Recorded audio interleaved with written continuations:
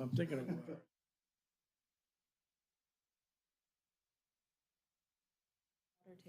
So high, yeah.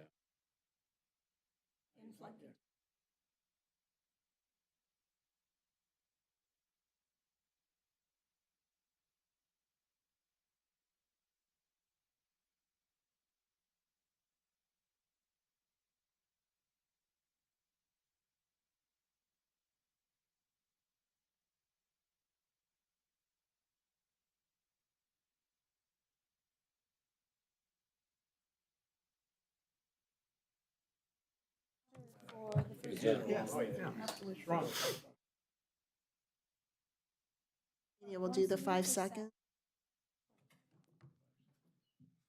It is 6 o'clock, and I will call this meeting of September 19th, 2022 together with the joint meeting with the Select Board, Planning Board, and Finance Committee. Would you please join me in the pledge?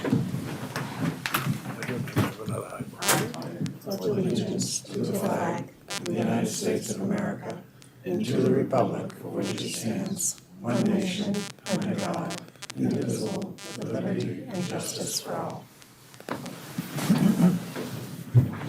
This is the key finance people. Okay, I'm just going to, for our recording secretary, make note of who is here. So from the Select Board, we have myself, Mark Lrta, George Dixon, Ken LaFave, and Pat Wojcik. From the Finance Committee, I have Sam Chase, Anita Tonini, Cynthia Goodland, and David Goslin. From the Planning Board, I have Nancy Arroway, Michael Raisbeck, Paul McDougall, and Anita Tonini. We also have Town Manager Paul Cohen, Town Council Paul Haverty, Community Development Director Evan Belansky, Jennifer Raitt from NIMCOG, the new Executive Director, and Chris Hayes from NIMCOG. Did I miss anybody? Okay. So Paul, Do you want to go public input? yep. So first up, we have public input. Do we have any public input this evening? Okay, seeing none. Paul, I'll let you introduce the next topic. Great. Good evening, everyone. Thank you for taking time this evening on a busy fall schedule to meet to discuss the Mbta Communities multifamily zoning documents. We're fortunate to have with us this evening Jenny Raitt, who's the new Executive Director of the Northern Middlesex Council of Governments. And one of the benefits of Jenny's experience is that she was previously a planner in Arlington and is very familiar with the development of this legislation. And I think, will give us an informative overview and answer any questions that we may have as how to move forward. So I'll turn it over to you, Jenny. All right. Excellent. Can you hear me all right? Yep. Great. Okay, so I'm going to run through a presentation, and I think I'm going to try to get through the entire presentation, and then we'll do questions at the end. Sure. Okay. I also provided 2 other documents which were distributed. One is just the compliance guidelines under 40A Section 3A, which is a pretty robust document that outlines all of the definitions. A lot of the material that I'm going to be covering tonight comes directly from this document. And then the second or third document that I provided in addition to my presentation is this action plan for Mbta Communities, which is basically a printout of an online form that would be submitted by the community in order to meet some interim compliance, which I'll talk about. So I'll turn back to my presentation. You can go to the next slide, please. I'm going to just give you some sort of big picture introductory notes and review some key terms first. As Paul noted, first of all, I really appreciate this opportunity. I know how busy the fall season can be, and especially for your boards and committees. It's a lot to think about and take in and plan for. And this discussion is kind of setting the stage for a lot more discussion. That it won't finish tonight. You'll keep on going with these conversations. That's what I hope will happen. And my role, as Paul noted, is that I was part of the development of the guidelines. I also helped in the development of a compliance tool that has yet to be issued, which I'll also be talking about. So I do have some knowledge, but I do not work for the Department of Housing and Community Development. As you know, I work for the Northern Middlesex Council of Governments. We are a regional planning agency that includes representatives from Chelmsford, as well as 8 other communities. So my role, of course, is really to guide you through this process. So if you go to the next slide, please. And if I may, just Oh, for our yes. recording secretary, for the record, Kathy Duffett from the Finance Committee has joined the meeting. Thank you. So the presentation is going to follow basically these 4 bullet points. The first one is really the primary point is, as Paul noted, to really introduce you to the guidelines for compliance with MGL, Mass General Law, Chapter 40A, which is the Zoning Act, Section 3A, which was newly added and is called, sort of the shorthand is Mbta Communities. The presentation also includes information for Chelmsford to basically consider as you proceed with plans to comply, including the upcoming deadlines. Then I'm going to summarize some additional factors for you to think about, which includes how this Mbta community zoning might relate to your master plan, as well as housing production plan or other housing goals. And then I'm going to talk about NIMCOG's role, our agency's role in relationship to helping our communities throughout the region, including Chelmsford, of course, to meet those deadlines and achieve the goals.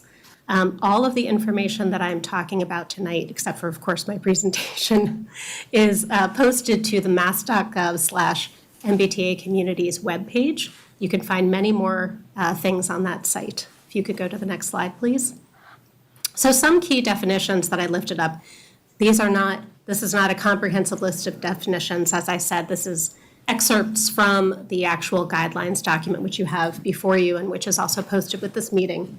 But some of the things of importance include being an adjacent community, which is how Chelmsford is defined. That is basically a community typology that the state created in order to address the different types of communities that are technically MBTA communities. Being an MBTA community is under state law, that is your designation. In order to not be an MBTA community, you would need to go through an entire legislative process to remove yourselves from that MBTA system. But as per state law, you are technically an MBTA community. And when these guidelines were developed, there's basically MBTA communities are, for the most part, throughout eastern Massachusetts, and include communities that are quite small with communities that are much larger. And that range meant that DHCD had to grapple with that range of community typologies. So created different types of communities based upon their scale of development, their relationship to an MBTA station, and other factors as well. Another definition to think about is affordable unit. Affordable unit means a multifamily housing unit that is subject to some sort of affordable housing deed restriction, meaning that it has to carry with the land. And it has to have a term of not less than 30 years to be eligible for inclusion on what's called the subsidized housing inventory, which you currently have and which is maintained by the town as part of your compliance with Mass General Law, Chapter 40B. Another term that I want you to be aware of is as of right. This is all about by right allowances for zoning for something to then be built. And as of right here means that the development may proceed under a zoning ordinance or an amendment to your zoning without the need for any sort of special permitting process, a variance, or some other zoning amendment or waiver or other discretionary zoning approval. There's no discretionary or other types of review elements to this, with one exception that I'll talk about a little bit later, but it is by right allowed to go forward. The next thing is the compliance model. As I mentioned, I did partake in some of the development of that compliance model. It means that it was created by the Department of Housing and Community Development to determine compliance with this section's reasonable size, gross density, and location requirements. I already talked about what an MBTA community was, so next slide, please. There is an obligation here, meaning that multifamily housing means building that is 3 or more residential dwelling units, or 2 or more buildings on the same lot with more than 1 residential dwelling unit in each building. And that's important because sometimes when you say the phrase or the term multifamily housing, it prompts a much different type of housing development. But in this case, it's talking about 3 or more residential units, and et cetera. The other key definition I wanted to bring to your attention is sensitive lands. And that means that it is, the sensitivity is around the State Wetlands Protection Act, as well as things that are within a buffer zone, a state buffer zone. Those are the types of things that, including many other things that are listed here, that would be considered sensitive land not for development. The last item is the one that I mentioned on the prior slide, which is the only type of additional review that is allowed, which is site plan review.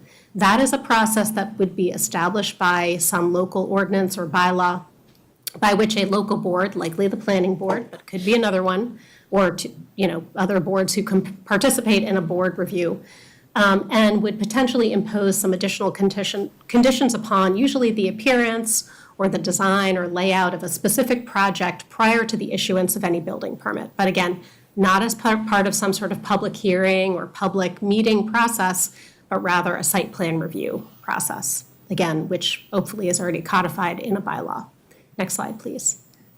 So now I'm going to talk about MBTA communities. I'm going to talk about the background of the legislation, the guidelines as they apply to Chelmsford in our sort of quick digest version of this, some additional things for you to consider, the timeline, and then we'll have some discussion, I'm sure, hopefully robust discussion, and answer any questions. I'll do my best to answer your questions. I can't promise that I can answer every question, but I will do my best. Next slide, please. So where on earth did this come from? The MBTA Communities legislation. It emerged from actually the Economic Development Bond Bill from 2021. Early in 2021, the governor was working on a statewide funding bill with the thrust of promoting economic development and the state types of programs that fund economic development, housing and economic development types of things. And as part of that bill, put forward actually 2 things, a number of things, but 2 important things, including the MBTA Communities legislation, embedded it into the Economic Development Bond Bill. The other one was called Housing Choice. That's sort of the shorthand housing choice provisions, which basically lowered the voting threshold from a supermajority to a simple majority for certain types of zoning amendments that would create a better, an easier pathway for communities to permit more housing.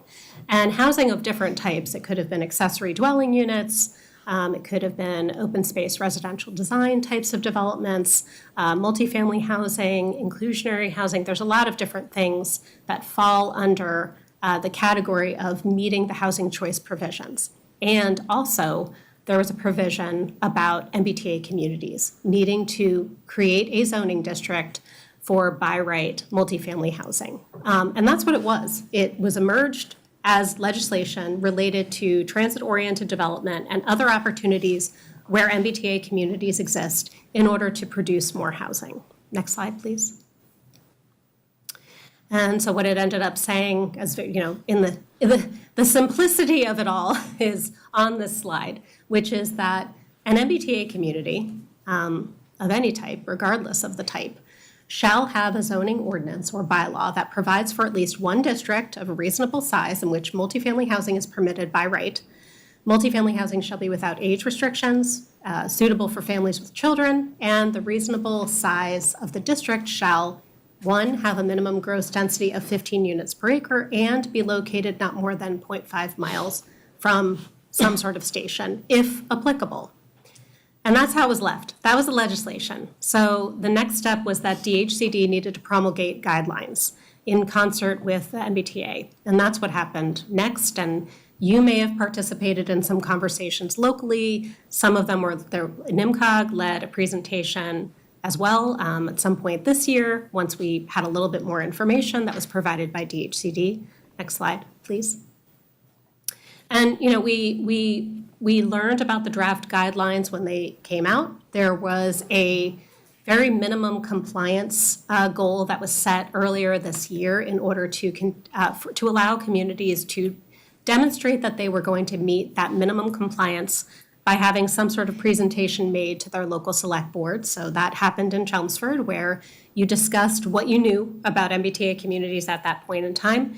You may have heard about what was going to happen next, but a lot of it was about waiting, because we had draft guidelines from DHCD. There was a period of many, many people from local communities, local officials, advocacy organizations, statewide organizations that work on housing, local organizations that work on housing, legislators, all sorts of people providing comments to DHCD, which inevitably formed the final guidelines, which were issued in August. So that's kind of when really things started to hit the road with what do we do now? Because now we have the final guidelines. So for Chelmsford, things didn't change dramatically from the original guidelines, but changed a little bit.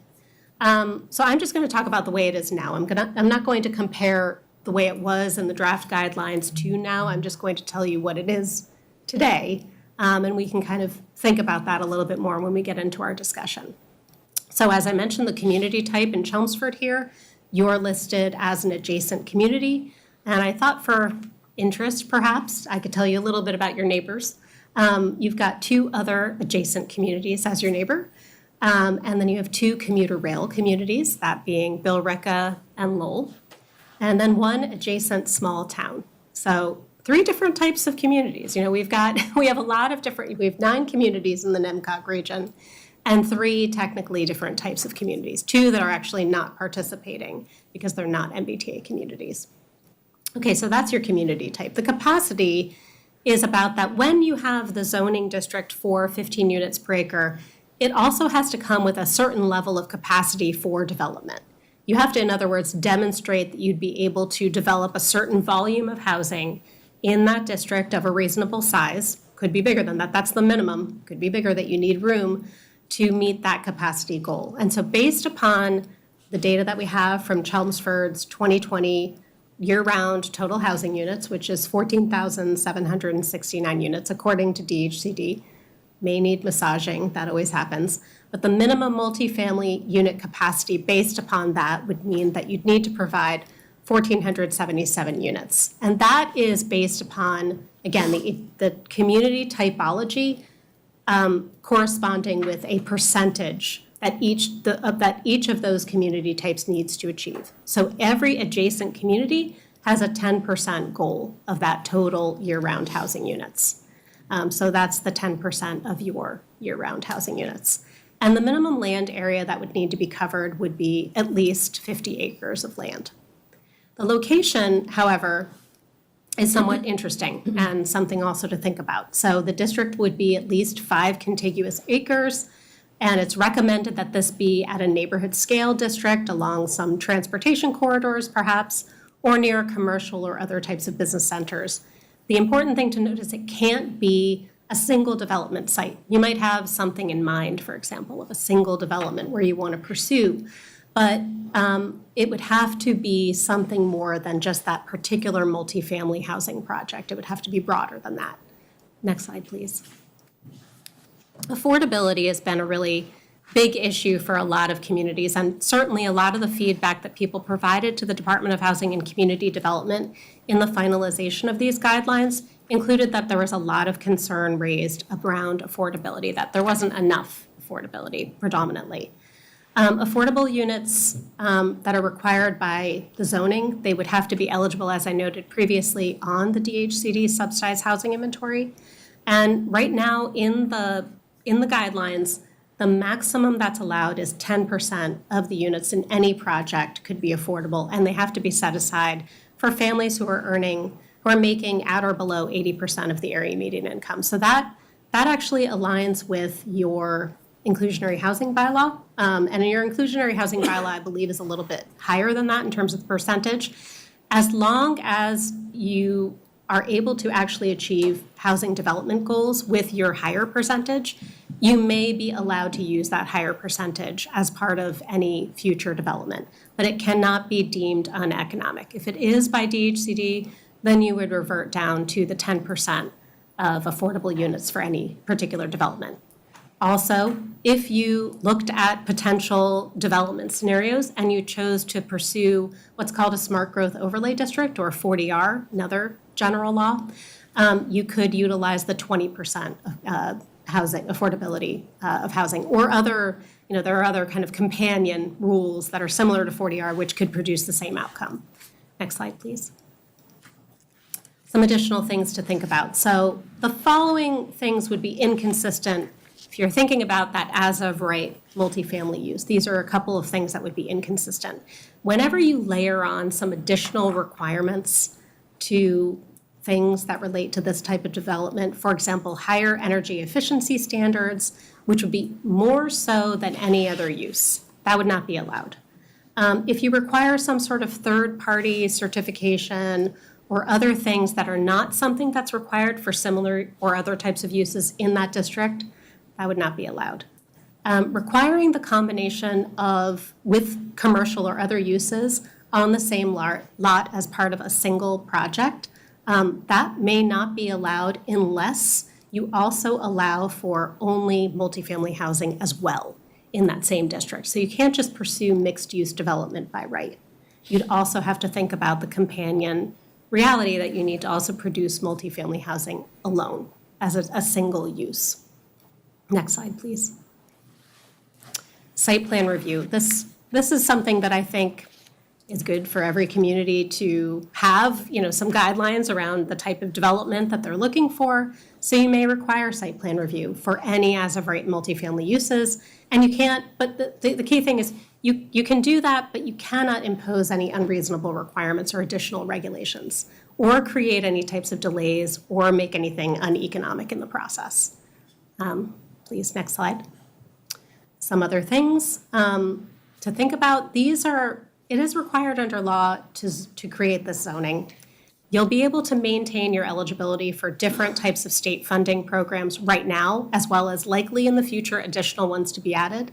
This was a key master plan priority of yours, to leverage as many and as much other types of dollars outside of the town supporting itself. You need access to funds for all of your housing, your economic development, definitely your infrastructure, and your transportation goals.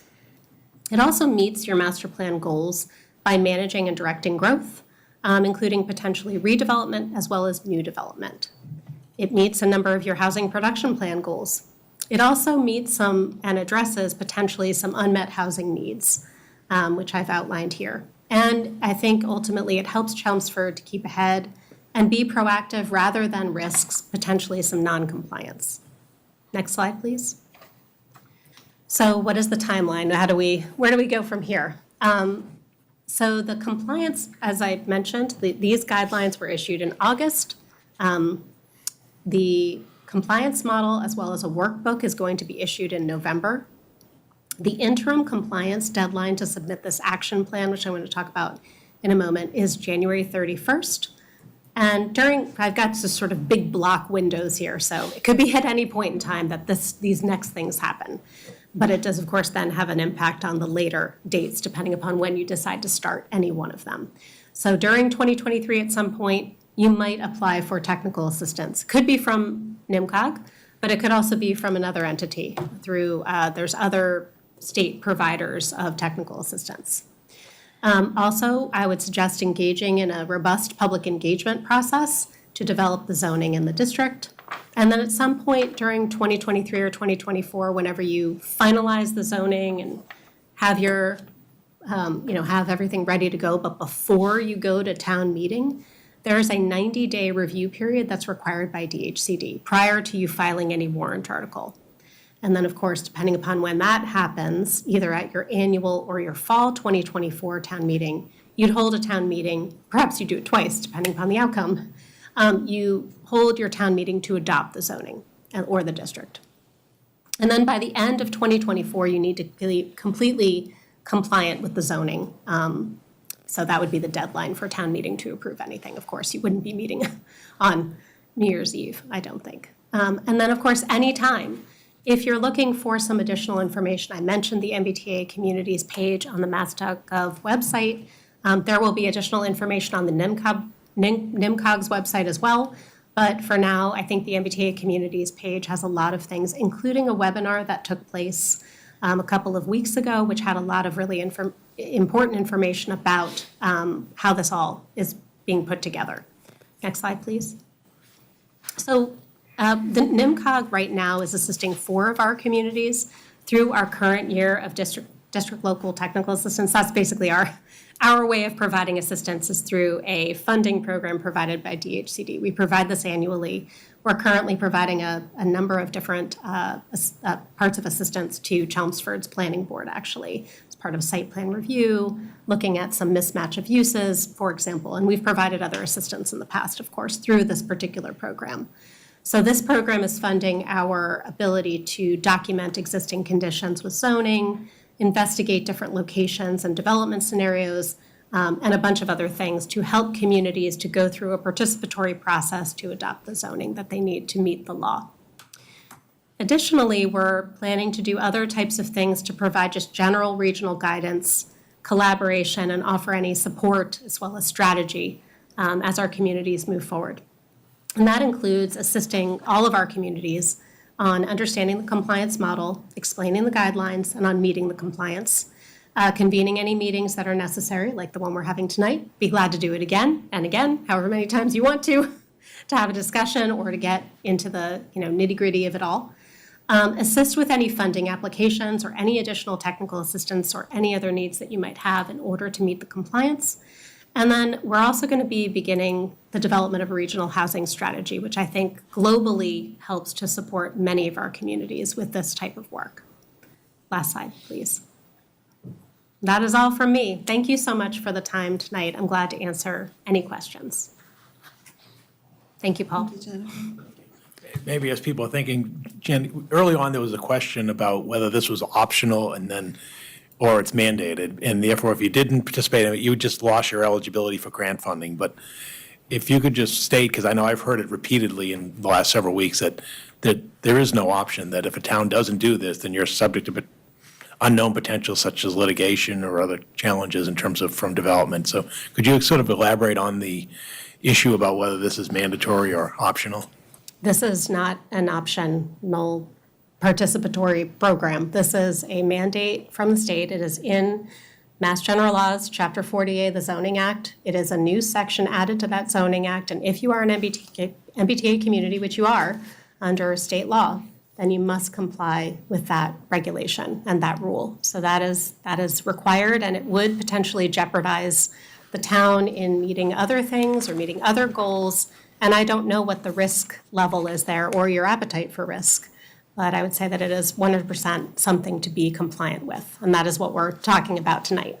So the town meeting will choose the zone and I'm district. excuse me, could everybody make sure they're speaking into a mic? So the purpose of town meeting is to choose the zone and the district. But we have to approve adding it.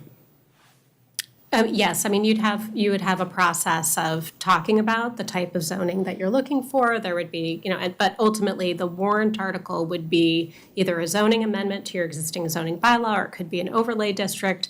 There could be a lot of different things, and that is what town meeting would be Right, voting so we don't to have a adopt. choice. Our choice is to figure out where it's going and what it's going to be. That's the what town choice. meeting's for. The Okay. choice is where is it going and what's it going to be. And I think that this group could help inform that decision, that process moving forward.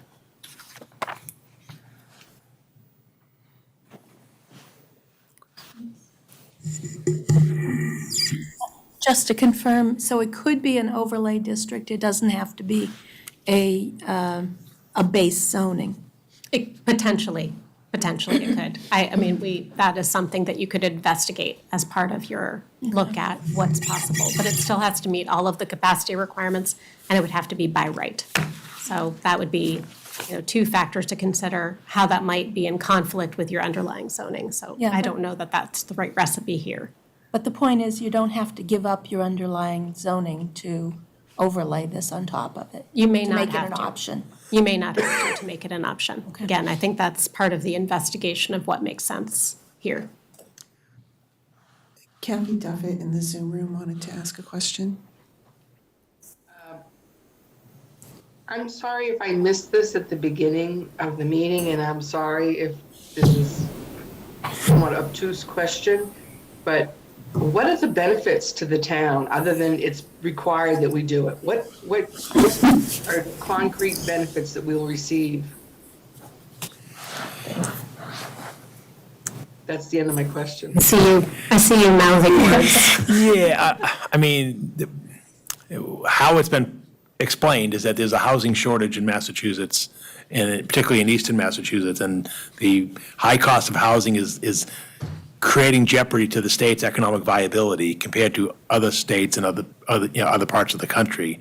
And I think that why it was established was in order to meet that housing need, but also allow the Commonwealth to be competitive into the future in terms of being able to continue its leadership as a center of innovation, technology, and so forth. Did I miss anything, Jenny? No, that was Okay. very well said. And Okay. Chelmsford is part of that economic competitiveness. Okay, It's the only thing I would add. okay.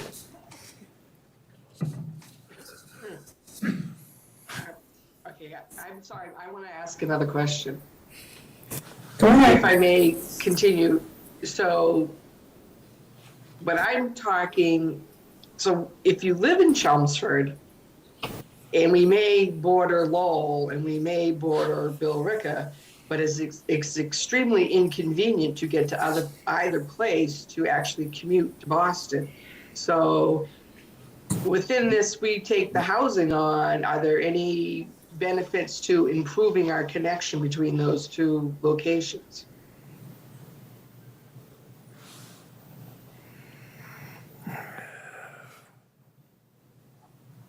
I'm glad to provide an answer if you like. Go ahead. I mean, I think the best I can say, of course, is maybe. I can't promise that that would be the case, but I think as part of any good planning process, we would want to look at the connectivity, and we would want to potentially, as your regional planning agency, if there's some opportunity that we can help influence or advocate for, then we would want to think about better connectivity and better connections, either improving LRTA service or programming different things on our tip, or advocating for other transportation dollars. There's a lot of funding right now at the state level coming from the federal government through the bipartisan infrastructure law bill, which will give us a lot of opportunities and pathways to meet those goals.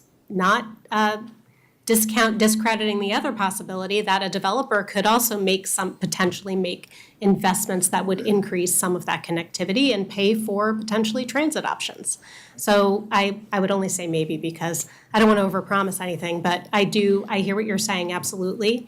And that is another one of those types of comments, like the affordability comment, that DHCD heard a lot about is, this sounds great, or this concerns me because we don't have enough connectivity. We need to have, better connections and service. So I think that there's some real opportunities here to look at that, and for potentially NIMCOG and others to look at the solutions to making that happen.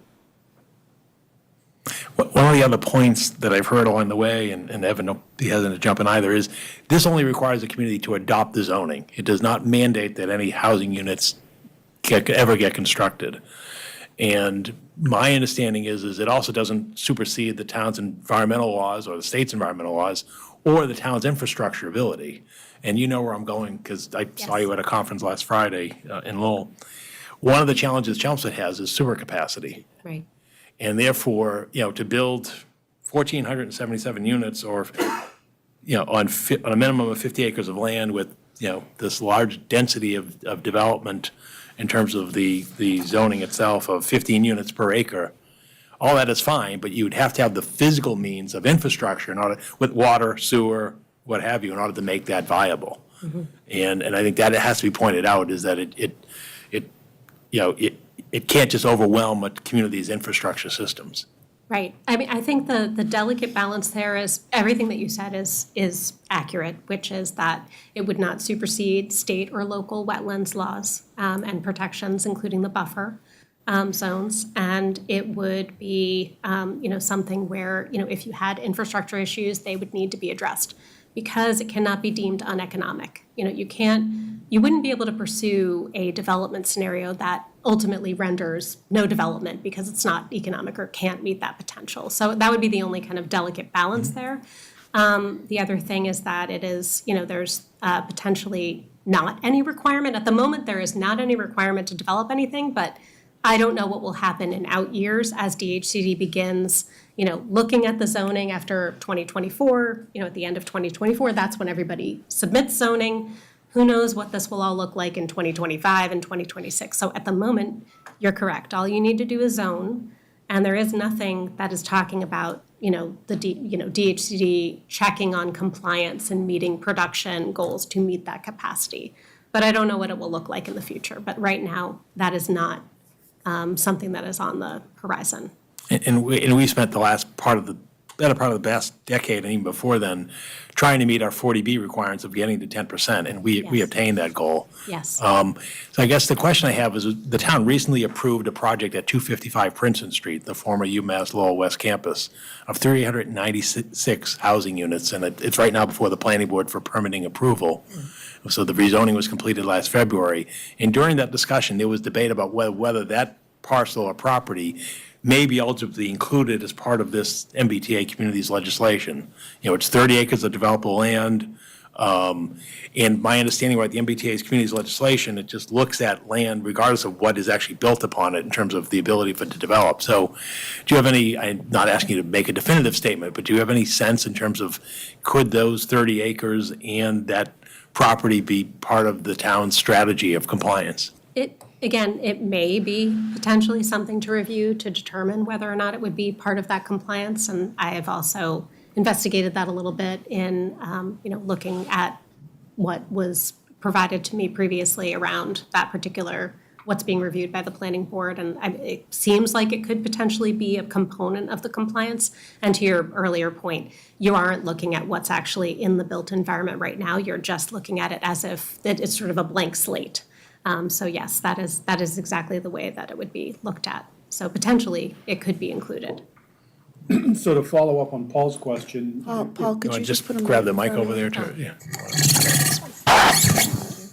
To follow up on Paul's question, if there is maybe some sort of minor deficiency in the zoning bylaw that has been adopted, would there be the ability to revise that, issue a new zoning bylaw to correct those deficiencies? Yes. Yes, you would be able to amend any zoning, if you recently adopted zoning or you've got zoning on the books for a long time, it's all part of the same thing. And if you needed to rectify something in order to meet the compliance, or you thought of something new, you could go about making those zoning amendments at any point in time. Presuming that this has already been approved by the Attorney General and, right, so yes, if it's part of your zoning bylaw, anything can be part of that amendment, absolutely. It doesn't have to be something brand new, fresh start. You could also start on something that you were previously worked on. As you said, you started these conversations, you started thinking about it, and you had some ideas. And so you could pick back up some of those ideas and discussions again, now that you have the final guidelines. So let me throw another idea related to that. We have parcels on our 129 commercial corridor that are at least 20 acres in size and so forth. Could the town do an overlay for that kind of an area to comply with the MBTA Communities multifamily zoning, and then leave it up to the property owner in the market as to whether a developer would either raise the building that's there and then build the multifamily zoning or not? Again, assuming I guess that's the question, because all we're required to do is zone, right? Potentially, yes, then. Yeah, it is not, you don't need to have a developer lined up. You don't need to, be working with some specific property owner. So yes, that what you just described is exactly the kind of way that you would be looking at it. And the reason I ask that, and I know I'm glad Evan's finally joining in because he's more expert than I, but one of the things Chelmsford has guarded tightly is its residential neighborhoods. And that really was the impetus for attaining the 40B compliance, because there was a concern that residential neighborhoods were being adversely impacted by 40B development and even, anyway, I'll leave it at that.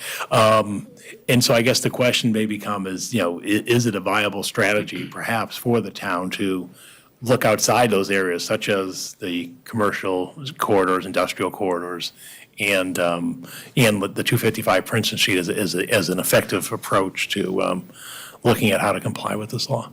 I think that also could be feasible, but again, thinking about it from a neighborhood scale, I don't know what makes sense in relationship to some of the things that you just mentioned.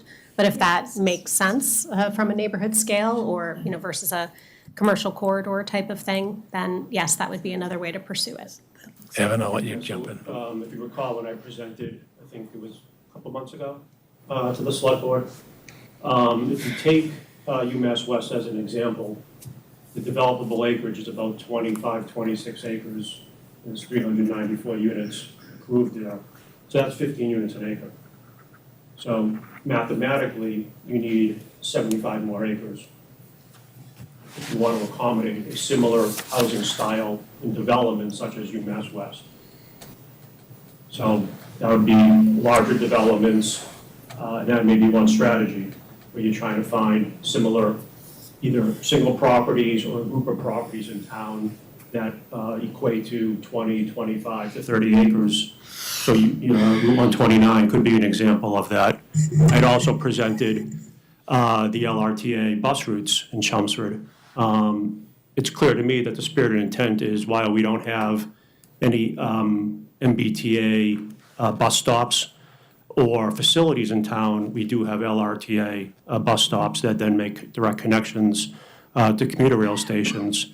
So to me, the proper strategy would be an attempt to try to locate areas that are deemed appropriate by the community that are directly adjacent to an existing Lrta stop or an existing Lrta route, or as Jenny said, work with the Lrta to figure out expansion of existing routes if need be. So those are a couple strategies that I think are available. I had also mentioned when I did present this information that as far as I'm concerned, from a zoning perspective, this is a fairly straightforward exercise. I think the town, within the context of finding 75 more acres, it's pretty easy to do. Route 129 is 600 acres. So this isn't a very, doesn't have to be overly complicated if we all agree that from the get-go and the starting point, we're not trying to locate inappropriate housing densities within close proximity to existing single-family neighborhoods. And that's kind of been the strategy related to housing production and the zoning strategy over the last decade plus. Anita, did you want to say something? Ken, if you want. I did. Okay. I just want to make sure I understood. So we said all we needed to do was approve the zoning, but once we approve the zoning, it's by right, correct? So in essence, building, like we have nothing to say. It would require site Site plan review. by the planning board. Who makes the decision Okay. on economic viability? Could you repeat the I question? understood it, because even though we have just approved the zoning, in the likelihood the building would commence fairly quickly, or I would assume. It'd be no different than UMass West, where town meeting approved it, and then within 3 to 6 months, they're in front of the planning board. What was Paul McDougall's question? Paul was asking about who determines if it's uneconomical, based upon a local permitting process. Like under 40B, they appeal to the Housing Appeals Court. Was there anything in the regulations that talked about where appeals go and how that's handled? I think the appeals would be handled locally, but I do think that DHCD may have questions if they saw that a community was saying, well, we want everything to be 25% affordable. I think it was more to that degree. So the uneconomic provision was specifically tied to affordability? Yes, affordability. Or other unreasonable regulations or restrictions that you might put on any development as part of a site plan review. That's above and beyond a typical site plan review type of requirement again, or anything that is differing from how you treat similar uses or other uses in the same district. You can't have differentiation like that, which could potentially prove it to be uneconomic for that new use that you're introducing. Anita, did you have a follow-up? No? She turned her video back on. Go ahead, ma'am. Thank you. So I'm confused. Jennifer's talking about 50 acres and Evan's talking about 100. And what's the difference? Why are we talking two different numbers that are doubled? I'll tell you why I answered my number first, because I know why you answered yours. Mine is a minimum number, so you have to have a minimum of 50 acres now, By the state's regs?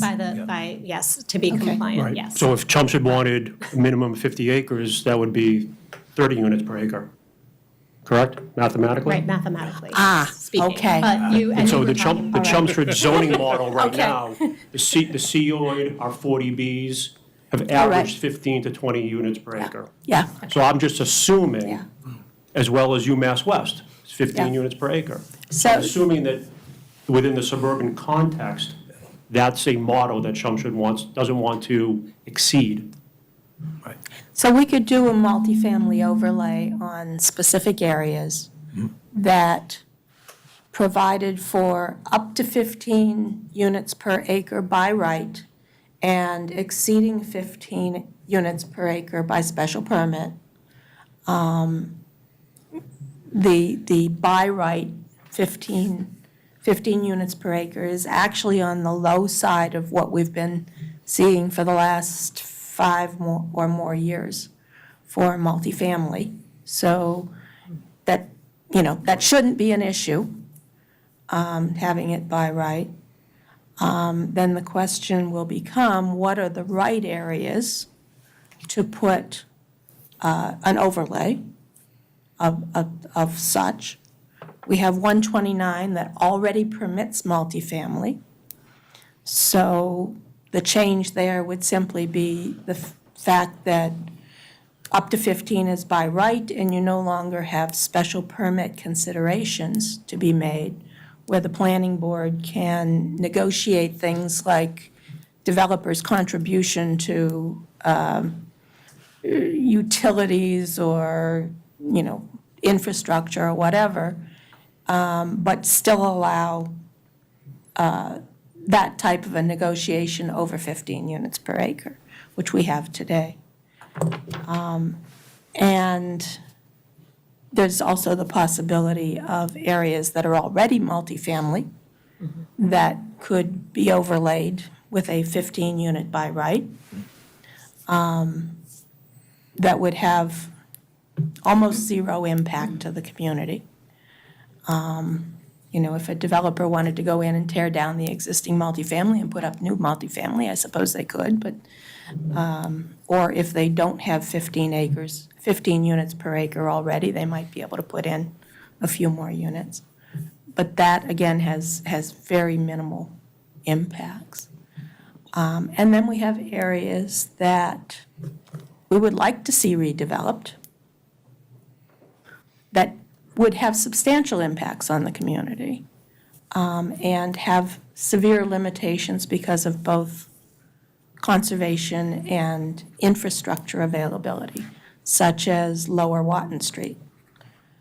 It's an area that is prime for redevelopment, but has its problems, has its limitations. But, that's an overlay opportunity as well. So we've got those opportunities outside of our residential, primary residential areas. I think, to take this forward, it's just a matter of listing those areas that we consider to be possible opportunities, doing a study on the pros and cons, the infrastructure limitations on it, and the impacts, and then, putting it into bylaw format, taking it to public comments, and then taking it to the state, and then taking it to public meeting. Yes, I agree, and that's a good summary. I had forgotten about Lower existing Watton. multifamily, Yeah, Littleton Road, ex- Tingsboro Road. But Jenny, if I understand the calculation, the capacity You still have calculations, to have the capacity. but Yeah.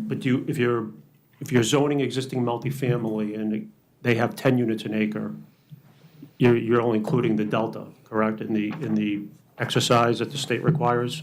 I am not sure about that. No. No, I think it was the I blank don't sheet. think It was the so. blank sheet. It I think didn't, it's a I don't- blank I- sheet. what's I there think you're- existing didn't matter. Yeah, it's just, Okay. The- I thought there was it's some like brand analysis of new. existing conditions and, no, it Okay. would be just like brand new, as if nothing was there right now, whether it's a single family or So- something else, some Right. other use. okay. Yeah, I So I don't mean, think so. under that scenario, you wouldn't even be changing the neighborhood. That's Other right. than maybe increasing density slightly. You might be allowing them to do slight increases on density, Right. but you're not doing anything drastic. No, exactly, you're not changing I mean, neighborhoods. certainly, lower 110 is an opportunity. And then, Paul, can you provide any insight onto the extent the planning board can negotiate site plan approval?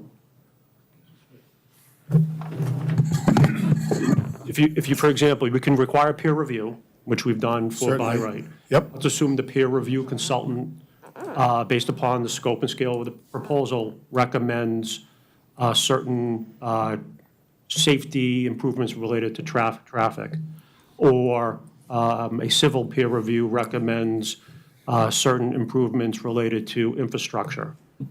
Those aren't necessarily being asked by the planning board, but it may be a requirement of an approval.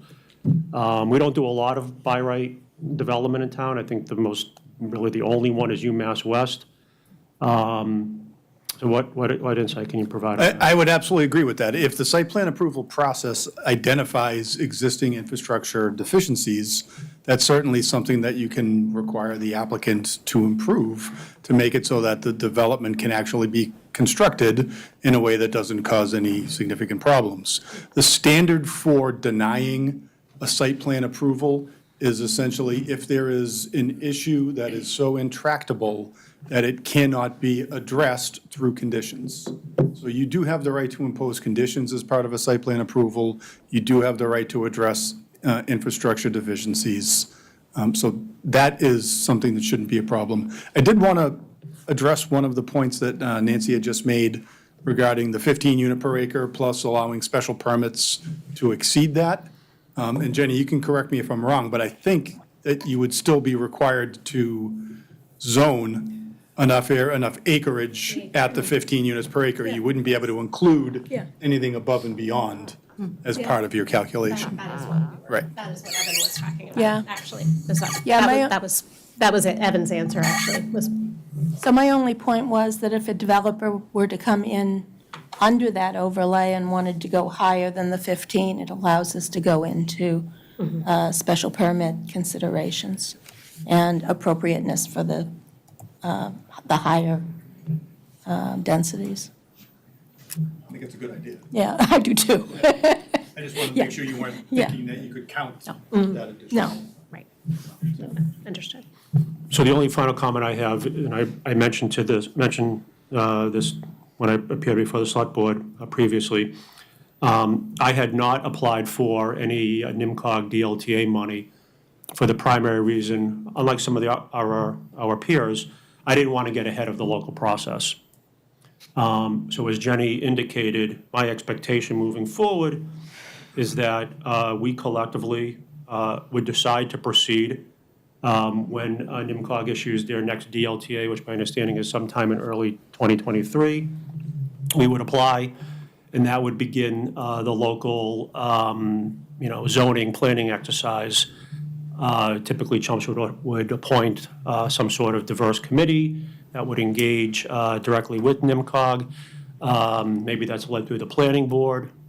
But I think the key, and we all agreed from the beginning, was to continue our relationship with NIMCOG. They have a good understanding of the town. We have a good working relationship with them. They've done all of our master planning over the last 2 decades. So I think we're in good hands with NIMCOG if and when we choose to proceed in that line. When we had to submit, I forgot what it was called, but the interim. Preliminary form. Yeah, the select board had to sign off on that. Who signs off on the January 31st action plan, interim compliance? My understanding is that preliminary form designated me as the local official responsible for compliance. So based upon that, my expectation is that I would likely be the one to file that. Again, I'm more than happy to make it a collaborative effort. I haven't had a chance to review that next form. No, I just didn't, if there was some, if we had to sign something off again, I just didn't want to get caught short, because the last time that these three boards and committees met, we all agreed this is really a planning board lead, and it's their expertise to come up with the recommendations, so, I mean, I personally am fine with that. I don't know if anybody else has a comment, but if our signature was required again, I just wanted to make sure we were building that into your process. You know, if Staff are perfect, staff can definitely submit this interim compliance, action plan. There's no need to have any sort of vote or anything of that nature, but of course, if you wanted to, or you wanted to have some sort of presentation before, just Well, before and- it's and submitted, it's that might just- be possible. It's the proposed action plan. It's nothing that's really Right. binding at that point. It's what are you going to do to get to the point where you have a proposal for the town and for the state? It does have timelines in it, so, Okay. that would be the only other piece to it, which I'm sure that staff can adequately project ahead, or work backwards from some dates to move this forward. That's the expectation, I think, from DHCD, not anything more formal than that.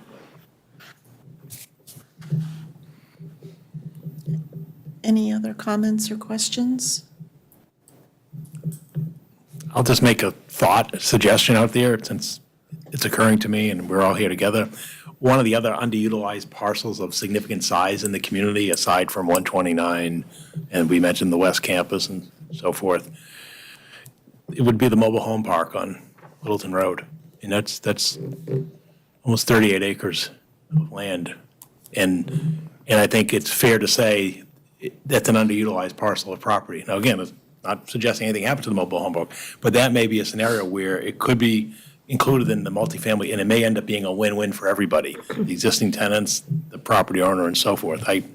I know there's been changes of ownership of so I don't even know who that is, and I don't know what covenants or deed restrictions there are on that property, but there's another example of something that may be something, because the reason they don't build new mobile home parks in eastern Massachusetts is because they're not the best investment in return from land. And there may be a scenario where something like that could actually be a win-win for everybody, where you'd have more density and perhaps the existing people could have units in there as part of the development, and as well as providing the housing.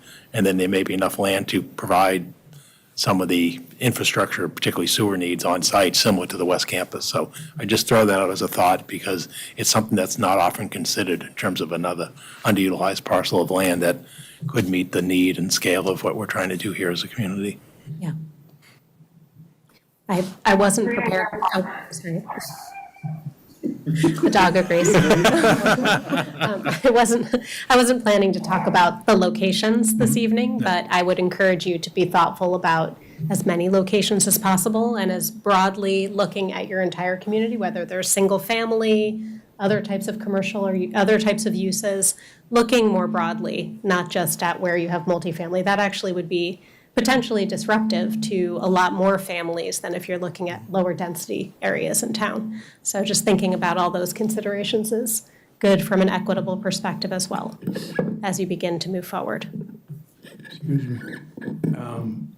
There's 5 acres that have to be contiguous. Contiguous, yes. How far out can you stretch the rest of the land, development? Well, I think it would depend upon what you're looking at and where it's located, right? So it all depends on the design It and kind of depends upon the planning design and and again, the capacity and the meeting those requirements. could go on for a couple miles or whatever. Is it possible? Potentially. The compliance model will actually give us a lot of information to work with in terms of kind of seeing what might be relevant here. And so maybe after that model is issued, we can either make another presentation or we can talk about it further, because I think that will provide you with a more visual representation of what we're talking about, which we're not. We're talking about a lot of great ideas and sharing a lot of potential things, but I think looking at it on the map would be of value, and can look at those 5 acres and what that means and how far out it stretches, to your point. If those 5 acres were like on a train track, or what used to be a commuter rail into our town, would that be, conducive to getting some money? Oh, I don't know. You're trying to bring back the train? Why not? I don't think, Then our There's clearly 10% would go support. up to what? Yeah, I so you want to take the track area? I'm Another thinking idea. that whole area, I'm talking about all the way up. Once you become like a Lowell, it goes up to 20%. We'll go to 20%. We'll get it, put it on the boats on the river. Lrta's 20%. all excellent ideas. Maybe 15 max. What's the maximum? Is it 15 The, max or 20? Is Lowell 15 or 20? What's the percentage? I don't know offhand. It's more. Oh, 20%, I'm sorry. I think Oh, it's yeah, 20. 20%, yes. 20%. What is the type, by community type? Oh, Yeah, commuter yeah. rail, but I don't know. Commuter rail, yeah, it's 20%. Okay. Any other questions or comments on this topic? Okay. Thank you, Jennifer. and You're Thank welcome. you, Chris, for coming. Thank you Really all for the time appreciate it. tonight. Absolutely. Bring an idea. Before we move to the sewer topic, I'm just going to update my Good to see you roll too. call Thanks. roster for the recording secretary. Close to the beginning of the meeting, Kathy Duffett from the Finance Committee joined, and Deirdre Connolly from the Planning Board also joined. Paul, should I turn this one over? Sure, I'll give some introductory remarks and just an update on the Seward bank policy and sort of where we are, and there were some handouts for the folder, and I'll just touch upon them. And the first thing is as many are aware, we're nearing the end of our moratorium period. The current moratorium expires the end of October. In working with Christine Clancy and Town Council and Evan and so forth, we will be unveiling, I guess, probably as early as next Monday at the Select Board meeting, a draft policy that will basically succeed the existing policy and succeed the moratorium, which is a long-winded way of saying the revised sewer regulations are going to recognize where we are in terms of our sewer capacity constraint, and that will be the condition going forward. So we no longer will use the word moratorium, it will be the town sewer regulations. In terms of where we are with sewer flow, what brought us to the moratorium and where we remain is that the town is up against its capacity for sewer flow under our agreement with the city of Lowell. The data that you see on the screen is our sewer flow in terms of gallonage. Yeah, we obviously have master meters that go from the town towards Lowell so that we know what's going out of the Southwell plant towards Lowell, what's going out of Katrina Road and so forth. And those are compiled, obviously, they can be done in real time, but they're compiled monthly by DPW and they're reported to me and I report them to the Select Board. Well, what's happening right now is we're in an extraordinary period of drought. And so what we've seen this summer is extraordinary low sewer flow readings. You see the month of August was 59.44 million gallons per day. If you look at the previous August, it was 81. And if you remember the previous July last summer, that was when it never stopped raining. It was 85.79. You can see this July, it was significantly down to 67.37 million gallons per day. And then even back in June, way in the far right, you see it was 69.18, again, lower than normal years. So that tells us two things. One is in normal weather conditions, we're at our sewer capacity. The fact that we're so low during a drought period indicates that there's inflow and infiltration going into our system. The system we have is rather new. Again, Chelmsford is relatively a young community in terms of sewerage, and all the examinations that have taken place thus far by our engineers have not revealed any significant infiltration into the system, either through breaks in the pipes or faulty manhole covers and so forth. So what it's leading us to conclude is that we probably have inflow, and what we suspect the inflow probably has to do with sump pumps, or rain roof leaders from gutters and so forth. But this doesn't just pertain to Chelmsford. We're sort of seeing this as a flow for the plant as well as other communities. So obviously a community's flow varies by weather, and again, we're seeing that in Chelmsford. And so just as an aside, one of the pilot programs that Christine Clancy, our Public Works Director, will be working on is there a pilot program that we can launch that maybe allow a productive and cooperative relationship where we can maybe able to get those areas that do have some pumps, i.e. drainage issues, to connect to our storm drain system, as opposed to putting it perhaps into the sewer system, either through a basement connection or what have you, from a property. So anyway, that's an aside, but realizing that, we're not always going to be in a drought, and that we're in a sort of an extraordinary period, and we're past COVID and so forth, that we are up against our flow in terms of capacity. And I just want to say a couple things. One is we are working with Congresswoman Trahan's office and others, and NIMCOG and others, to address the long-term capacity needs in terms of, can we get additional capacity at the plant in Lowell in terms of permitted capacity. Even though there's not expansion there, we think there's some technical capacity for the plant to enhance its flow beyond its permitted level. And we're even approaching ideas like, could we even run a line down from Chelmsford to Burlington to connect to the MWRA? I mean, so we're leaving nothing off the table. And then what would that cost? Because that's trying to look at all options and all alternatives. And that one was raised by our town engineer, Tony Rapucci, who previously worked in Burlington and saw how Burlington addressed a capacity issue by tying into the MWRA. So we're leaving nothing on the table, but for the immediate term, we have a constraint. And so it was, a select board's directive and concern saying, well, how do we operate in this constraint and still allowing for economic development needs of the community?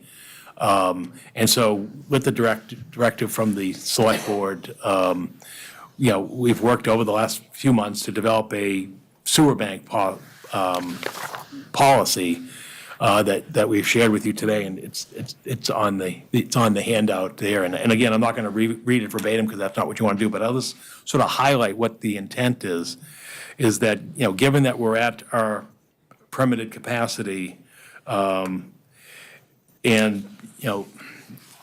what we're seeking to do is there a way of doing a sewer flow credit system where one could allocate flow that's derived from one of two means: one, by a sufficient amount of extraneous infiltration or inflow being removed from the town system.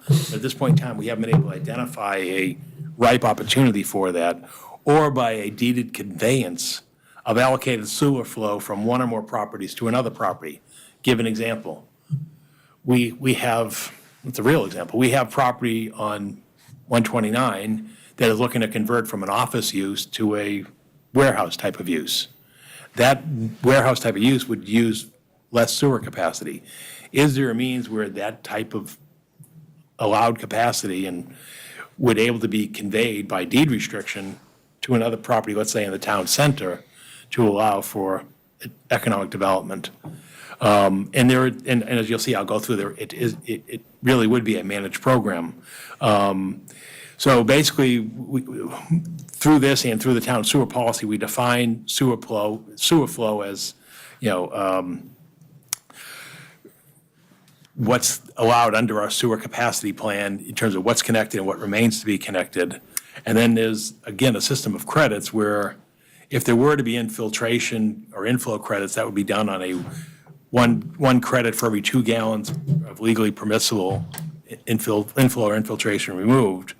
And then you'd have to provide documentation and description of that work and so forth. But coming back to the conveyance of the flow, the sewer unit is divided in our system as 200 gallons per day. And therefore you have single-family units that have one sewer unit and so forth, up to 2-family, 3-family, 4-family, multifamily. And then you have non-residential developed properties, which have flow assigned to them either by Title V or, in our case, by 10 years of actual water, which is our sewer flow, water metered consumption through the system. And it's sort of the lesser of the two. And yes, if there were periods where the property is vacant, so for example, an office building that was vacant for a period of time, that would be, factored into the equation. And so the whole idea behind it all is to sort of say, okay, could there be an exchange program where one could deed or convey sewer capacity from one property and another? So how that would work is there would have to be a recorded permanent restriction on the property that's giving up the capacity. They would actually have to cut and cap the sewer connection to the town's sewer system at the right of way to the property. And they'd also have to obviously get an approved septic plan from the Board of Health if they were to have such a system. And again, you would then be able to assign those credits, but the credits would only be able to be assigned in specific areas of the town, namely Central Square, Vinyl Square, Drum Hill, and the Route 129 corridor. And also, the other part of this is not just the capacity itself. The other part is the town would have to demonstrate that in our sewer infrastructure, i.e. our underground pipelines, that we could accommodate the transferred flow. So you don't want a system where flow is being transferred that overwhelms pump stations or the pipes itself that convey the property. So that's sort of a thumbnail sketch of what we're working on. And again, I think where we go from here is we want to have a discussion this evening. Select Board would likely hold a public input session in October, and then sort of, again, unveil this system perhaps in coordination with or shortly thereafter the updated sewer regulations that will become effective at the end of next month. So that's sort of the theme and concept of how do we meet the redevelopment needs? And there's one we know there's one filed, I believe, before the planning board right now in the center of town, where there's a plan for a conversion of a property, but that conversion of property would utilize more septic capacity. And so is there a system such as this where it could facilitate that type of development in those restricted areas of the town? Did I miss anything, Evan, Paul, or Ken, or anybody who's sort of heard this during the time? Please help me. Well, just a little, again, a little background, because I'm sure everybody's looking at this saying, what the heck is this? But, over the last 2 years of this moratorium, there have been projects sort of bent around town, but everybody sort of stops in their tracks when they realize we don't have any sewer capacity. So we were trying to kind of figure out a way that, especially with the plan that was put in front of the planning board, which would be, in my opinion, transformative to the center, and really finish off the buildings down there that we needed repaired and the look we're looking for in the center. How do we go about trying to fix this or come up with some way to generate some sewer capacity for those projects that are in the economic areas of town, so that our development in town just doesn't stop? And that was the thought process that went behind this. I'll just open it up for questions, comments. I have a couple. You had mentioned the connecting to the MWRA as a remote down the road option, clearly not related to the sewer bank, but I wonder, are there other communities in the area that have similar sewer capacity limitations as we do? And where I'm going with that is, would it be possible for us to connect to Billerica and Billerica to connect to the MWRA if they're in closer proximity and have a similar issue? Here's, to my knowledge, based in, and I'm sorry Jenny left, but she's still new to NIMCOG, but there in the Greater Lowell wastewater facility, 2 of the last 5 years, the plant itself has operated over capacity. So not just Chelmsford at capacity, but the plant itself has operated over capacity.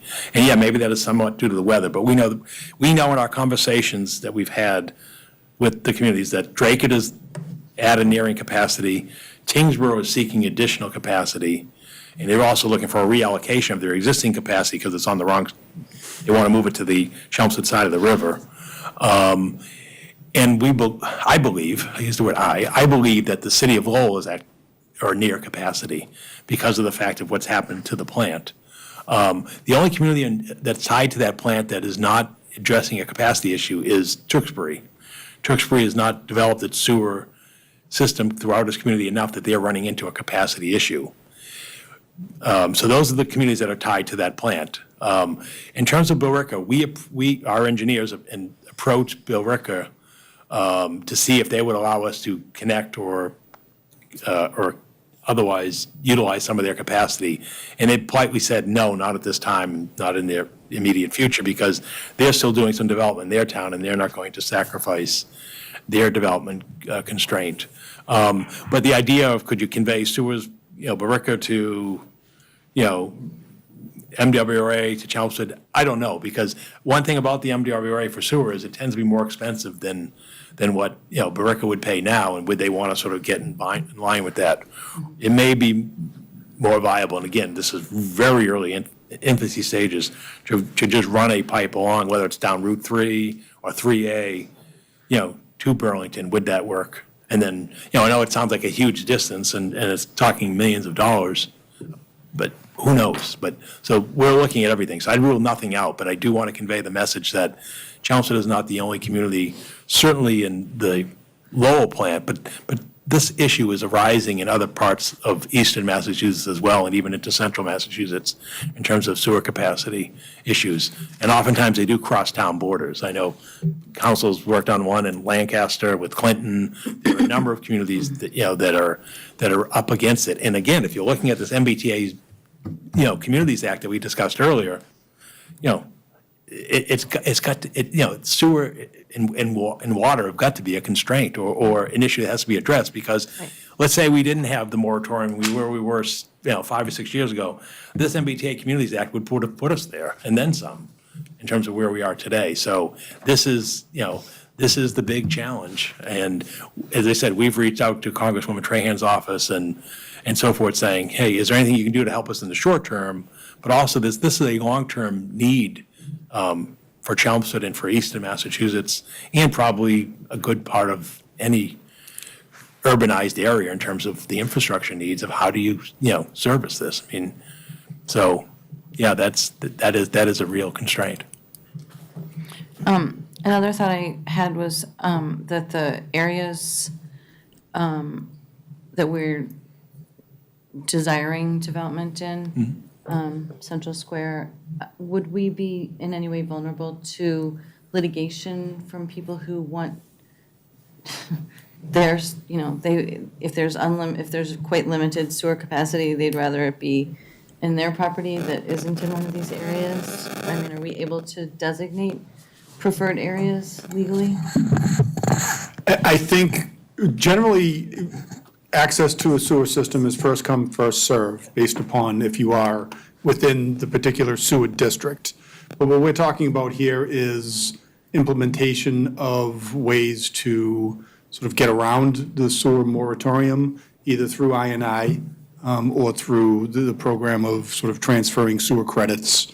I do think that is something that can be allowed. It is done in other towns. We've got examples of it. Okay.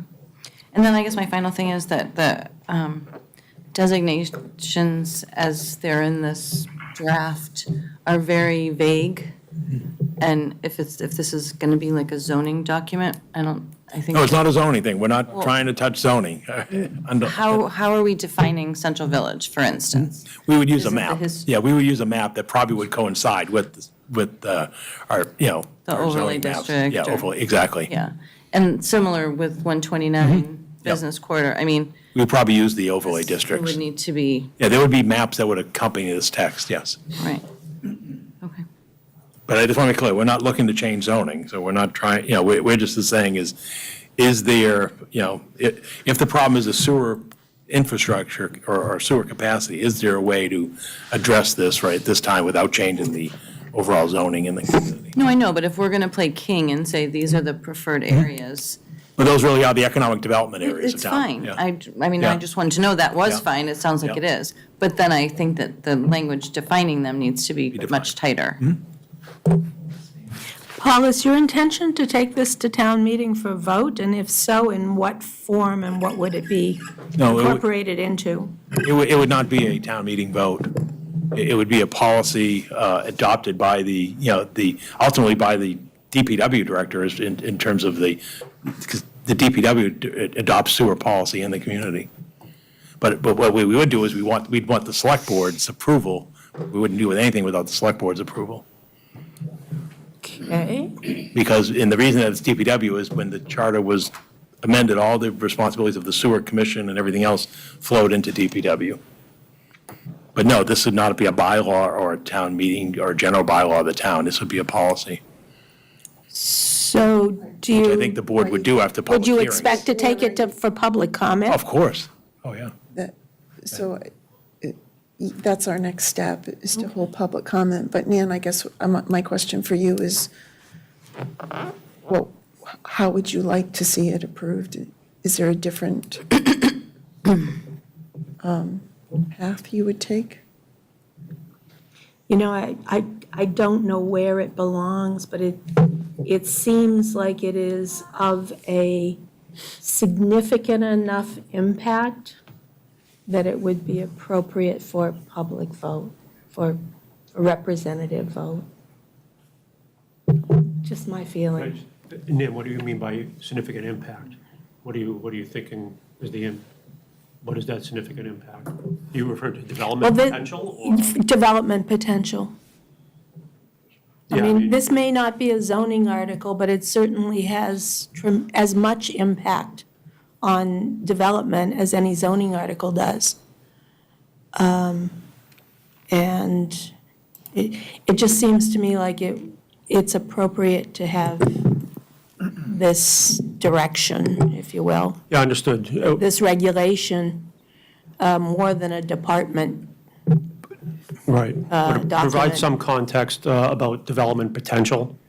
And just as these are internal conversations, setting aside the town doing I&I reduction Yeah. via capital, if you rely solely on the private sector transfer of wastewater credits, we think that's a pretty limited opportunity.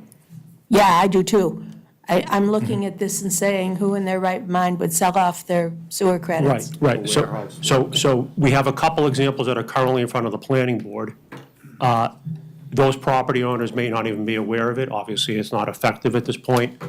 But the total scope and scale of those credits, while they would cover projects in Center Village, wouldn't cover anything of the magnitude of a MBTA type of zoning. So I think as we present this, we need to somehow define what we think is the market opportunity. And I think generally speaking, what we've discussed initially is that it's, at face value, it seems pretty restrictive. Pretty limited. Right. What, other than a developer who's voluntarily repositioning a property and wants to transition a use to a lower wastewater user, I'm not sure there's much incentive for general real estate transactions to voluntarily, in perpetuity, remove their legal ability to tie back into municipal sewer system. So let me ask this bluntly then. Is this lip service? So I'll answer that. I think the town needs to do this. I mean, at a minimum, the town needs to eliminate the word moratorium. This policy does that. And then this policy is attempting to create local opportunities that are within the town's control, and then free market opportunities. So conceptually, these are two good options. Whether the market embraces, that transfer option remains to be seen. Why is it, why do we want to eliminate it? Why not stay with the moratorium? Well, I'll just answer that, my opinion. If you have a moratorium in perpetuity, then you're basically saying to all existing property owners, particularly commercial and industrial, and to your taxpayers who have to ultimately float that tax bill, that we're not open for business. Well, we're There's not. no opportunity. We're not until we add capacity. I mean, we're talking about a stopgap here. But you're talking, The right, fundamental problem is we don't have capacity. and, right. Okay? And this isn't fixing No, capacity. this would not- deferring it This to would a not. later point. Correct. This would not go back in time to where the town could contemplate all kinds of economic opportunity. But this at least provides short-term options in lieu of, keeping a hard moratorium in place. Go ahead, Anita. Mechanism to track all of this? Because this looks like an administrative nightmare. Is that too? Even like to follow up and check that this is actually working. So like the sewer bank and someone, property on 129 wants to sell it to, XYZ company. How do we track it? In practice, it would be DPW. I mean, they're the ones who track sewer capacity and usage today. Anytime a project comes forward today, it Do is, we have it by address? yeah, everybody gets a water bill who's on water. If they're not on water, they get a assumed water bill, and if we needed to, we could install sewer flow meters if there was a question about what's coming out of a property or location. That could be part of the equation. But we don't, again, I think what Evan's, I don't think you're gonna see a lot of activity in this. I don't think you're gonna see a lot of activity that nobody's gonna be able to keep track of the hundreds of sewer bank transfers and properties. I think as Evan was describing, and I share that belief, you're probably talking a handful in any foreseeable future, just because of the, like you said, the value that's being conveyed, that you're basically taking a property and you're now disconnecting them from sewer, which they means you're then putting them into a Title V situation, which has its own maintenance and replacement costs.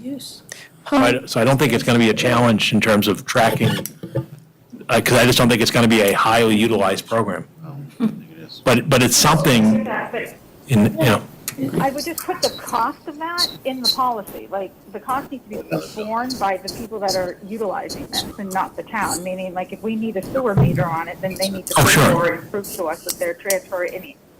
Like, from a policy, I would make sure that those costs are clearly borne by whoever wants to utilize this and not the town. yeah, and that's actually going to be in the sewer regulations, which will be effective by the end of next month, where if one is deemed to have violated the sewer flow policy, then they'll be subject to fines and penalties, just like any other violation. So there is, yeah, go ahead, Mike. Did you guys have something you want to?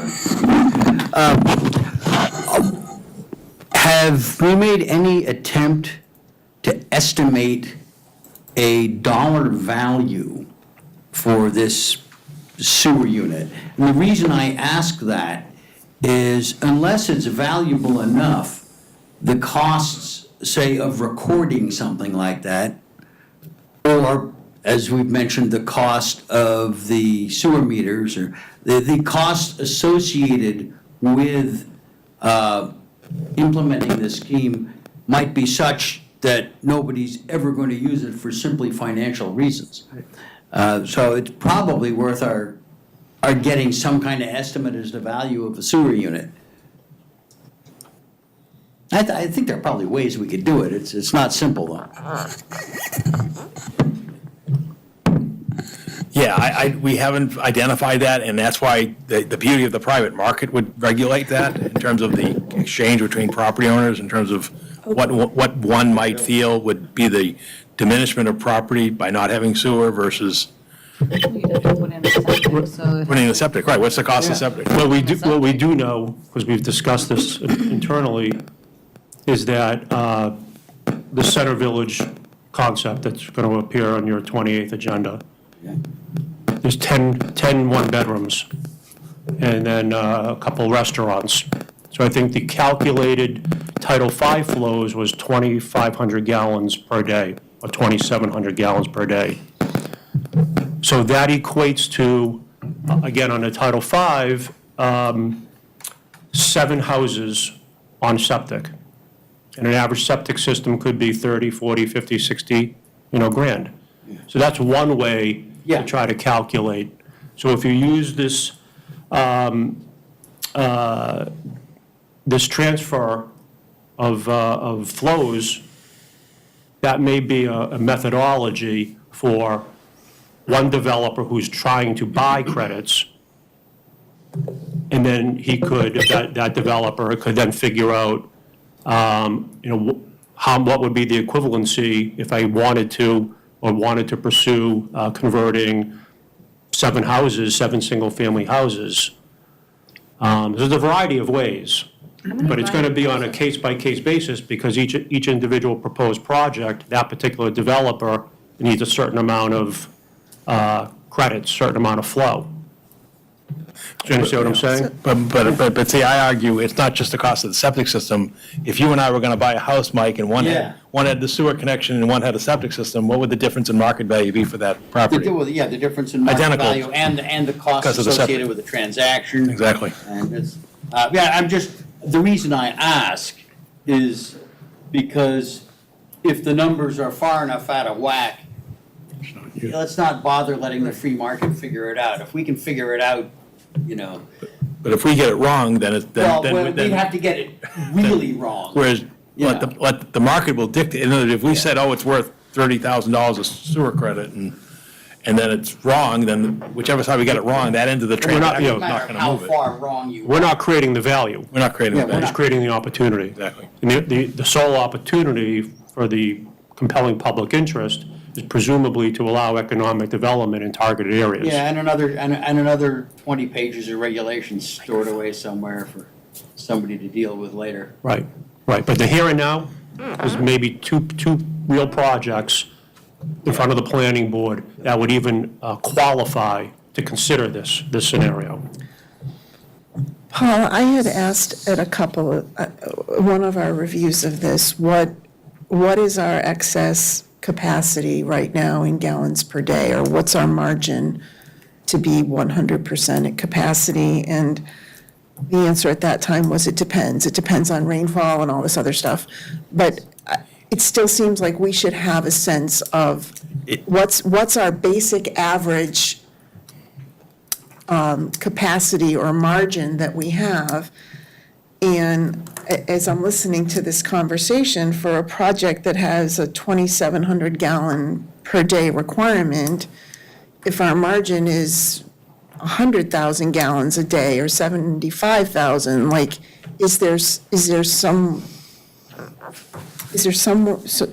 room to have something implemented without doing this sewer bank and swap of credits and things? And I still don't have a sense for that in terms of, like, what's the gap that we have left? I think the answer is, I think the answer is zero, because right now we're butting up against our capacity limit, and there are vacant parcels in this community that haven't connected and utilized the sewer capacity.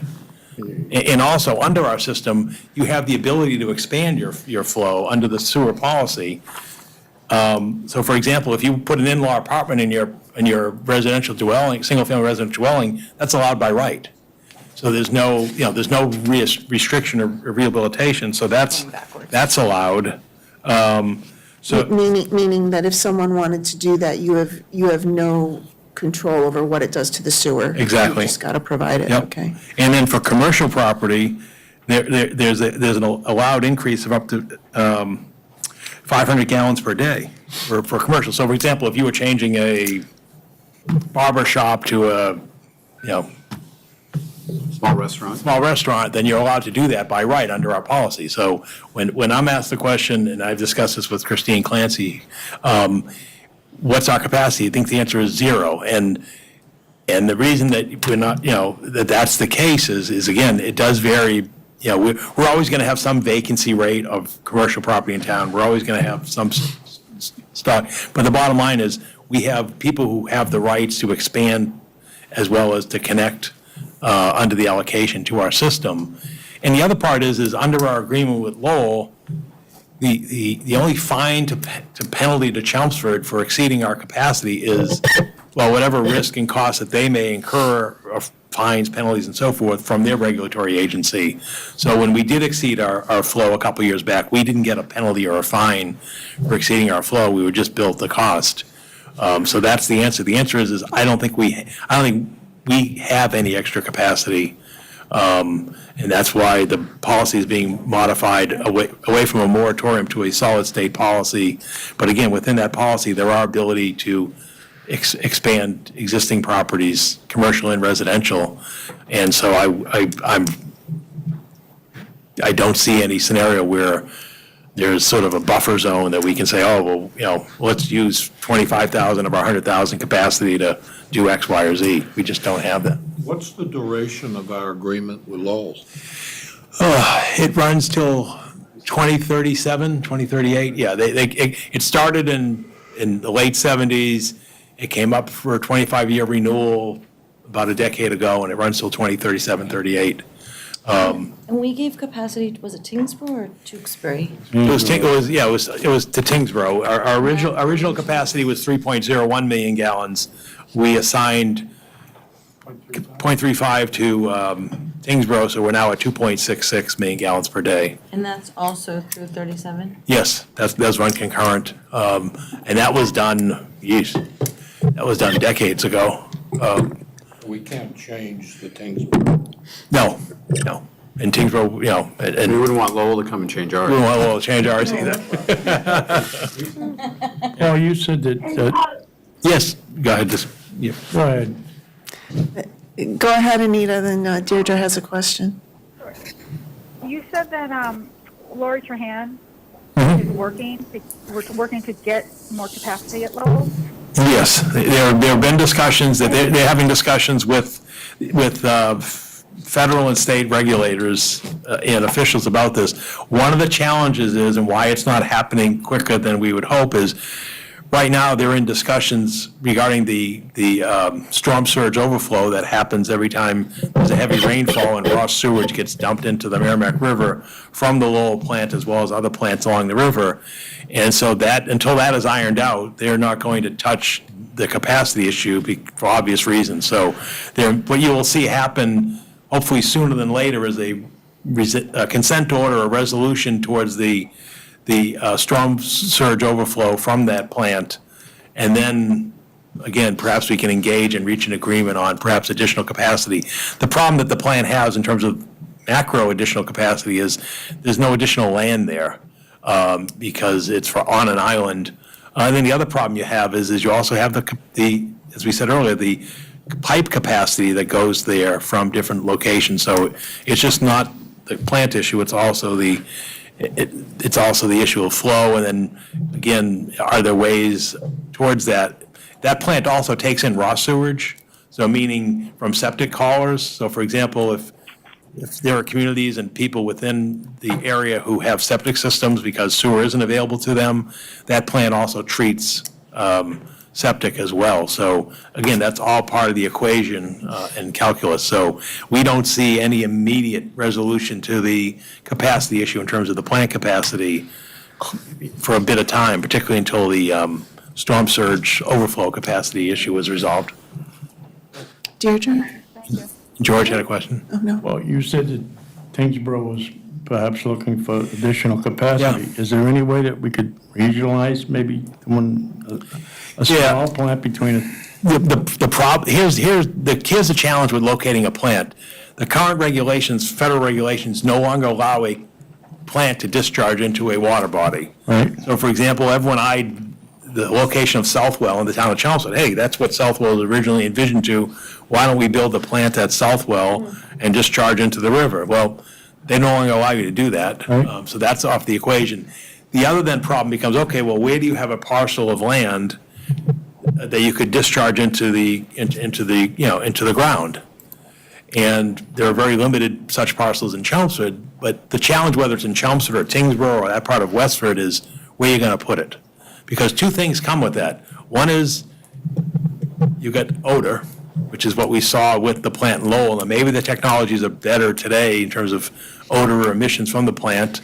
But the other thing is neighborhood opposition. Who's going to want a sewer treatment plant? I'm looking at the zoning chair, right? Who's going to want a sewer treatment plant in their neighborhood? And also the trucking and other things that go with it. I mean, because again, if it's also treating septic haulers, people aren't going to want that either. So the challenge is nobody wants to locate a wastewater treatment plant in their neighborhood, just like they don't want to locate, trash plants or any other plant that asphalt plants or any other plant that involves trucks and involves odor and involves, traffic and so forth. So that's the challenge. Never mind where, the land location, as well as the permitting costs. I mean, to try to permit one of these facilities would take you years. I mean, it's not something that happens instantaneously. To try to get through the environmental permitting and construction and operation would be, probably all of us would be long retired by then, and then some. Maybe for a large plant, but just to handle what we may expect for excess, is that possible? Not like a huge plant, but something similar to the campus. Yeah, I think that's what you would see. And Put them strategically throughout the town when you have the money, and relying on one plant for everybody in this area is kind of silly to begin with. Anything happens to that plant, we're all up, where. Yeah, So, thinking ahead, maybe that's an idea. exactly. I have a quick question. How many grinder pumps are there in town? Does anybody know? 560? No, I think it was in the 600s. It's in the 600s, yeah, somewhere around there. But some of them are unavoidable. I mean, some of them we've had this discussion over the years about just because of gravity, you have to have, in some locations, you have to have a grinder pump. Even with your septic system? Yeah. Oh, no, well, they could eliminate it with the septic system. So, and that's been one of the thoughts too, is would people want to give up their grinder pump for a septic system? And I know that's. Yeah, we kind of had a discussion with Christine where we said, we've got not only the grinder pumps, but we have the town grinder pumps that get fed into, that we have to maintain those buildings and take care of those, and we have some come out twice a year and check the generators and the backups and all that expense and cost that goes in with these pump houses that at town meeting we vote to rebuild. So would there be a way that if 3 grinder pumps flow into one of these houses and you could free that up with 3, would a developer look at them and say, geez, I could free that up if I bought their sewer and get them off and pay to put in septic back in their backyard? And that was all stuff we were considering and we were looking at this. And the other thing I also want to point out is the one thing about the sewer bank would also allow, if someone had a piece of land that you couldn't put a septic system on, if they were, for whatever reason, stuck and there's not enough land or just didn't flow right or anything like that, this would also allow them to look at it and say, well, I can at least get some credits and still get this project to move ahead. So there was that thought of what do you do when you have someone that can't attach to sewer, obviously, and can't build their own system? Now what do they do? So is this, the sewer bank system, a opportunity to get a developer who has a location that will not support a on-site sewer system, to install a neighborhood sewer system Could be. in a, Could be. in a sewer pump area? And get a whole neighborhood on a local system? It could be. If that's one of the town's strategies, I would suggest that incentives need to be provided, financial or zoning, the primary two. But I had 4 comments. Just back to Virginia, I thought a couple meetings ago there was 3% of the existing, it may have been that there's 3% of the total flows are allocated for vacancies and undeveloped. I don't know what that translates to in gallons per day. Okay, understood. But was that the context of that 3%? That when it was presented? I don't recall. Okay. On the first slide, there's 3%. Okay, I just remember there being some conversation about 3%, like held aside, for lack of a better word. There was some conversation about, I think the notion was, why couldn't we simply allow right here, right now, certain small projects to move forward? I think someone asked that question. Setting aside the fact that, 2 years ago, the moratorium was put in place proactively, since then, there have been a number of projects that have made contact with Town Hall when they were told about the moratorium, they went away. So my point is, even though there may be interest, even though right here, right now, we're aware of and we know of specific projects, if you change the rules and you were to accommodate projects by cherry picking, so to speak, there were a variety of other projects over the last 2 years that the community may have wanted or the neighborhood may have wanted in lieu of something else that may eventually come to fruition. Within the context, we're aware that multifamily of a certain scope and scale and industrial projects will build Title V. So the market has a variety of options. Again, the transfer of SOAR credits may not be a one-size-fits-all. It may work very well for the property that cannot legally accommodate an on-site system. But like I said, we know in real world, UMass West, scope and scale. We know from other communities, any multifamily that's over around 100 units can accommodate Title V. And we do have one industrial property at 129 that's already been in front of the planning board for applicability to put in I want to say it's a 40,000 square foot flex industrial addition, is already aware and planning to put in a Title V system. And my final comment, kind of piggybacking on Paul's comment, there is nothing preventing the town from building their own micro plants. You can do that as a town entity. You can also attempt to partner with private entities. All of those models exist. But, if we're talking nuclear options, we even talked about there's nothing preventing the town from putting a micro system on the town common, under the town common. So, once you begin to think about, an extreme example of tying to MWRA, and you quickly cost that out, there may be other more locally controlled options that solve the problem. My final comment is, within this context, while we're designating geographic areas that we believe the town wants to see some additional development, none of these discussions talk about the scope and scale of that development, other than what we've talked about this evening, that this interim tool, I think we view it as a fairly limited opportunity, one that the market would likely view in a limited capacity as well. Thank you. What are folks' feelings about Nancy's suggestion in terms of getting an advisory vote from town meeting? I think actually Nancy's final comment was at least open for public comment. Oh, well, no, I guess you did say town meeting in the end. Yeah, it just seems to me like, It was public comment and a representative advisory. yeah. I mean, I don't think you're going to see any type of volume behind this because, remember, it has to go on someone's deed. And I can't see too many properties without, some type of an arrangement saying, I want to sign my deed over unless someone, buys one property here and one property here, owns both and says, I'll take the sewer flow from this and transfer it there and then sign this deed and donate it or something. That's that's kind of one of the thoughts we had was, well, maybe someone would buy two properties, transfer the sewer capacity over and then be able to do something here, but give up over here. So I don't think you're going to see a lot of, because the deed restriction is on there permanently.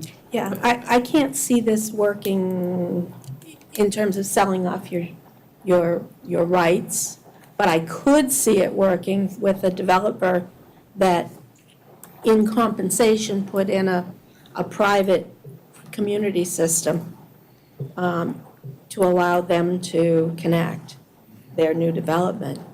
So it's a different kind of sewer banking, a different kind of trade-off, and I don't think this verbiage particularly covers that well at all. But, either way, it is so close to zoning that I can't imagine doing this without town meeting vote. But yet it doesn't change in other words, but for the sewer constraint of capacity, what would be allowed on this is what would have been allowed 3 years ago. Do you know what I'm saying? In other words, if somebody wanted to come in and redevelop the Oddfellows building, right, then they could have. Today, that would be, that would have been an issue, and we know that they came in under the wire because they had already been in the queue. So I guess, Nancy, there's another point of view saying, well, if that's the case, then what's changed other than the fact that there's a sewer constraint that wasn't there 3 years ago, but for, and if the town wanted to change its underlying zoning, it should change its zoning as opposed to using this as the vehicle to constrain the zoning. Can I ask my question again? But I'll ask your question, is the other extreme, Virginia would be town meeting, or the other extreme is town ballot? If you want to get the biggest Yeah. vote for the community, throw it on the ballot. A town election ballot, and then you'll see what the opinion would be, and, that's the other extreme. Okay, can I just ask my question? Okay. Thank you. Okay. How do people feel about that one suggestion? Which one? Taking it to town meeting for an advisory vote? I see your heads shaking no. Yeah, I think there's too little real impact. I don't think you're going to get many people Okay. signing up for this thing. I just wanted to make sure we closed on it. I think we need a solution No. of some type. Okay. And I think making a policy at the DPW is the easiest way to get something done. I'm sorry, what did you say, Dave? I think if we went to town meeting, I think it'd be a long discussion with everybody. I don't, yeah. People saying a whole bunch of different things. We measured it by the public input session, and if Right. people are, standing in line out the door to talk about it, then maybe we should reassess. So we can schedule public input, or we can schedule a couple of public inputs if we're doing it as part of our regular meeting, in case people missed one or can't come to one, and we can see what happens with that. I think it clearly shows, though, how hard people are working to try to solve this problem. Yeah. I'm very. At least create some flexibility. I'm very impressed with the total amount of discussion, the various issues, and the way it was presented today. I just think that, a lot of good work is going into this. So I have a little aside, a little off the track, but I bought a 125-year-old house 9 years ago, and we had a either 10 or 12-gallon flush on one of our toilets when we moved in. My plumber said he'd never seen anything like that. And it, there's a lot of older houses. I just wonder if we shouldn't look at, I don't know, incentivizing people to do gray water. Like I asked my contractor, because I had lived for a while in the Southwest where there's water issues. What about a gray water system when we were doing our whole, major changes? And he didn't know what that was. He was like, just flush the toilet, just put it down the drain. And, similar with shower heads, like, can we incentivize people to? Yeah, That was part of the Weston and Sampson recommendations from a few years ago. One of the thoughts would be, could somebody create flow by installing low-flow toilets and showers and so forth? We don't know what's left and to do that because those devices have been around now for some time in newer homes, so we don't know what's out there. But that is a possibility. What we suspect is your bigger return might be this whole issue of the sump pumps, the infiltration, Yeah. I'm sorry, the inflow. You don't have You have to lock them out. Oh, you don't have to know what's out there to Right. put an incentive program in place. Right, There but- might be some benefit The to it. Inflation Reduction Act, aren't there dollars around for conservation and resource responsible use? I mean, it seems like. They have money for water Yeah. Yeah. And permitting gray water systems would go a long way toward reducing the I'm not sure flow. I'm not sure that that's they're allowed. I don't know if they're allowed in Massachusetts, yeah. I had a client, Regs? I had a client probably 6 or 7 years ago who was proposing a 40B development, and it was in the Ipswich watershed area, so they've got some serious water concerns there in terms of the draw of the water. So they were proposing to do some sort of gray water as part of that development, and they came back that they weren't allowed to. Any other comments, questions? Okay, it's 7:53. I'll take a motion. Make a motion to adjourn? All those in favor? Aye. Aye, everybody. Mike seconded. Oh, Mike Racebeck seconded it. Sorry, We